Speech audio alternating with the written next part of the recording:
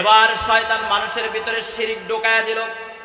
যুগে যুগে যখনই মানুষ শিরকে নিপতিত হয়েছে, শিরকের মধ্যে ডুবে গিয়েছে, আল্লাহর অবাধ্য আচরণ করেছে, এই মানুষদেরকে শিরক থেকে মুক্ত করার জন্য যুগে যুগে আল্লাহ রাব্বুল আলামিন অসংখ্য নবী এবং রাসূল পৃথিবীতে পাঠিয়েছেন।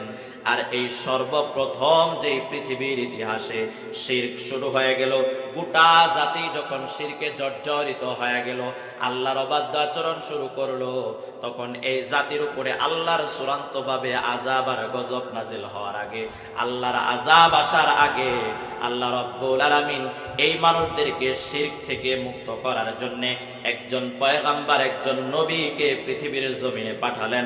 আর সেই নবীর নাম হচ্ছে হযরতে নূহ আলাইহিস সালাম। সুবহানাল্লাহ। হযরতে নূহ আলাইহিস সালামকে আল্লাহ রাব্বুল আলামিন পৃথিবীতে পাঠালেন। আল্লাহ তাআলা বলছেন, ইন্না আরসালনা নূহান ইলা কওমিহি আন আনযির কওমাকা মিন ক্বাবলি আন ইয়াতিয়াহুম আযাবুন আলীম। জোরে বলেন আল্লাহু আকবার।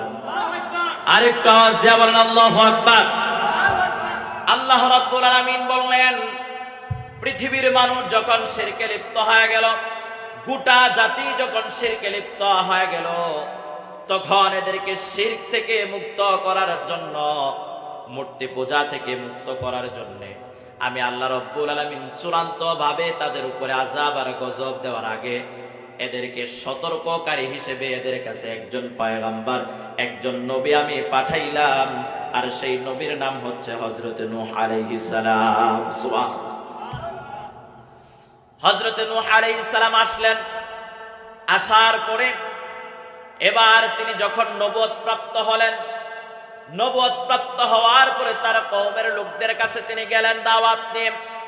সর্বপ্রথম তিনি তার কওমের লোকদেরকে ডেকে বললেন, ও আমার কওমের লোকেরা শোনো, ক্বালা ইয়া কওমি ইন্নী লাকুম নাযীরুম মুবিন। আল্লাহু আকবার বলেন। কওমের লোকদের কাছে গিয়ে বললেন, ও আমার কওমের লোকেরা শোনো, আল্লাহ রাব্বুল আলামিন আমাকে তোমাদের মাঝে একজন সতর্ককারী হিসেবে পাঠিয়েছেন।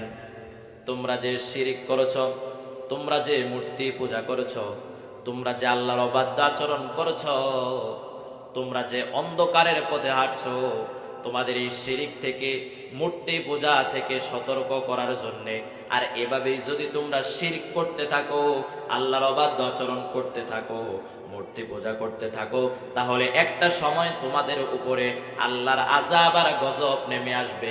আল্লাহর আযাব আর গজব থেকে, মূর্তি পূজা থেকে, শিরক থেকে সতর্ক করার জন্য আল্লাহ রাব্বুল আলামিন আমাকে তোমাদের মাঝে একজন সতর্ককারী হিসেবে পাঠিয়েছেন। সুবহানাল্লাহ। প্রিয় মুসলমান ভাইরা আমার, খ্রিস্টানের ভাইরা আমার, এবার হযরতে নূহ আলাইহিস সালাম তাদেরকে 3টা দাওয়াত দিলেন। সর্বপ্রথম কয়টা দাওয়াত? আপনাদের কথার আওয়াজ নাই, ঘুমে ধরছে, ঘুমায় গেছেন? কয়টা দাওয়াত দিবেন? আওয়াজ দিয়া বলেন কয়টা? সর্বপ্রথম তিনি 3টা দাওয়াত দিলেন। এক নম্বরে হলো আনি আবুদুল্লাহ, ও আমার কওমের লোকেরা শোনো, তোমরা যে মূর্তি পূজা করেছো, তোমরা যে আল্লাহর বিরুদ্ধে আচরণ করছো, মূর্তির ইবাদত করছো, তোমরা যদি মূর্তি পূজা করতে থাকো, মূর্তির ইবাদত করতে থাকো, তোমরা যেই পথে হাঁটছো, এই পথের শেষ প্রান্তে তোমাদের জন্য অপেক্ষা করেছে জাহান্নাম। আর যদি তোমরা এই জাহান্নাম থেকে বাঁচতে চাও, তাহলে মূর্তি পূজা ছেড়ে দিয়ে আনি আবুদুল্লাহ, এক আল্লাহর ইবাদত করো। সুবহানাল্লাহ। ইবাদত হবে কয়জনের? তিনি কে? ইবাদত হবে কার? আরেকটু আওয়াজ দিয়া বলেন কার? আমরাও ইবাদত করি কার জন্যে? আজকে মাহফিলে আসছি কার জন্যে? প্রিয় মুসলমান ভাইরা আমার, এক কথায় আল্লাহ তাআলা বলছেন, কুল ইন্না সালাতি ওয়া নুসুকি ওয়া মাহয়ায়া ওয়া মামাতি লিল্লাহি রাব্বিল আলামিন। আল্লাহু আকবার বলেন।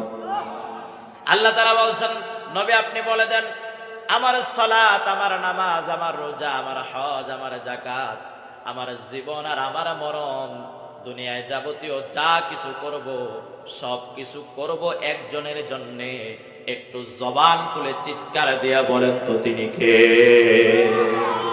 আমরা যা করব সব কিছু কার জন্য করতে হবে? আল্লাহর জন্য। হযরত নূহ আলাইহিস সালাম তার উম্মতকে সর্বপ্রথম এই দাওয়াতটাই দিলেন, আনি আবুদুল্লাহ, ইবাদত হবে কার? আল্লাহর ইবাদত করতে হবে। 2 নাম্বার আত্তাকু, আল্লাহকে ভয় করতে হবে, অন্য কাউকে ভয় করা যাবে না। আর যখন একজন মানুষের অন্তরে, একজন মানুষের ভিতরে আল্লাহর ভয় ঢুকে যাবে, ওই মানুষটা তখন আর নামাজ ছাড়তে পারবে না, ঠিক কিনা?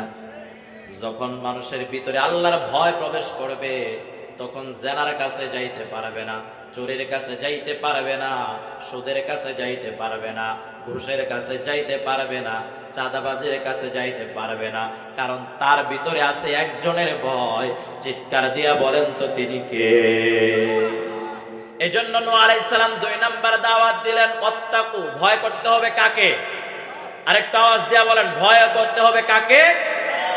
আল্লাহকে ভয় করতে হবে। 1 নাম্বার দাওয়াত দিলেন, আনি আবুদুল্লাহ, আল্লাহর ইবাদত করতে হবে, অন্য কারো ইবাদত করা যাবে না। 2 নাম্বার ওয়াত্তাকু, আল্লাহকে ভয় করতে হবে। 3 নাম্বার ওয়াতিউন, আর আল্লাহ রাব্বুল আলামিন তোমাদের মাঝে আমাকে নবী বানাইয়া পাঠাইছেন, অতএব আমার আনুগত্য তোমাদের করতে হবে। সুবহানাল্লাহ বলেন।